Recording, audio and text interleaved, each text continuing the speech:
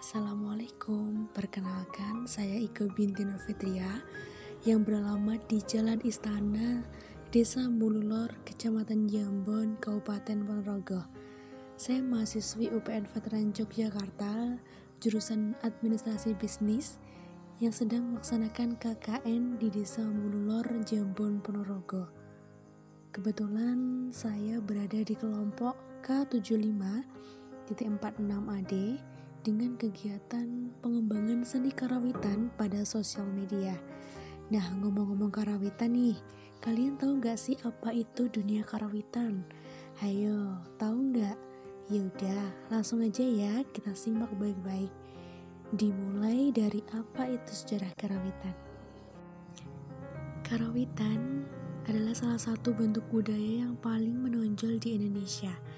Di dalam kebudayaan Jawa terdapat salah satu bentuk kesenian yang merupakan warisan budaya dari zaman dahulu, yaitu kesenian karawitan Jawa atau yang sering disebut dengan gamelan. Lalu, apakah gamelan itu sendiri? Bagi masyarakat Jawa, gamelan bukanlah hal yang asing. Gamelan sudah menjadi salah satu unsur kebudayaan yang sangat penting. Dengan kata lain, masyarakat tahu benar yang disebut gamelan atau seperangkat gamelan sering digunakan untuk berbagai pertunjukan seperti pertunjukan wayang, tari-tarian, dan sebagainya. Masyarakat Jawa telah mengenal istilah gamelan sejak kapan gamelan mulai ada di Jawa. Nah, bermula dari seorang sarjana berkebangsaan Belanda bernama Dr. J.L.A. Brandes mengemukakan suatu teori yang menarik. Menurutnya, sebelum adanya budaya India yang masuk ke Indonesia, masyarakat Indonesia sudah memiliki keterampilan yang menakjubkan, antara lain wayang, gamelan, ilmu irama sanjak, batik, dan juga lainnya. Istilah karawitan yang biasa digunakan oleh masyarakat Jawa untuk menyebutkan kesenian gamelan juga memiliki arti sendiri. Istilah tersebut mengalami perkembangan penggunaan maupun pemaknaannya. Banyak orang yang memaknai bahwa karawitan berangkat dari kata dasar rawit yang berarti kecil, halus atau rumit. Konon di lingkungan Keraton Surakarta, istilah karawitan pernah juga digunakan sebagai payung dari beberapa cabang kesenian seperti tata sungging, ukir, tari, dan juga pedalangan. Gamelan Jawa sekarang ini bukan hanya dikenal di Indonesia saja, bahkan telah berkembang di luar negeri seperti di Amerika Serikat, Inggris, Jepang, Kanada. Karawitan telah mendunia, oleh karena itu cukup ironis apabila bangsa Jawa sebagai pewaris langsung malah tidak mau peduli terhadap seni gamelan atau seni karawitan pada khususnya atau kebudayaan Jawa pada umumnya. Bangsa lain begitu tekunnya mempelajari gamelan Jawa, bahkan di beberapa negara memiliki seperangkat gamelan Jawa. Sudah selayaknya masyarakat Jawa menghargai karya agung nenek moyang sendiri.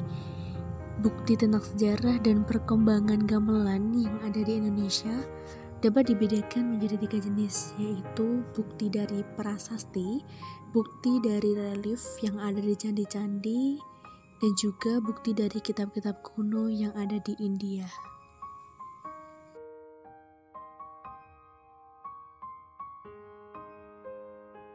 Pentingnya karawitan. Karawitan dapat bermanfaat antara lain, yang pertama menumbuhkan rasa kekeluargaan, yang kedua menambah nilai-nilai luhur, yang ketiga menghilangkan sifat beruntal, yang keempat menambah kreativitas, yang kelima memupuk kerjasama, dan yang keenam dapat menghibur serta menghilangkan rasa gundah atas kehidupan.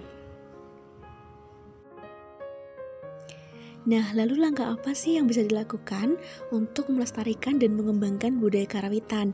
Yang pertama, melestarikan karawitan dimulai dari menghargai seni.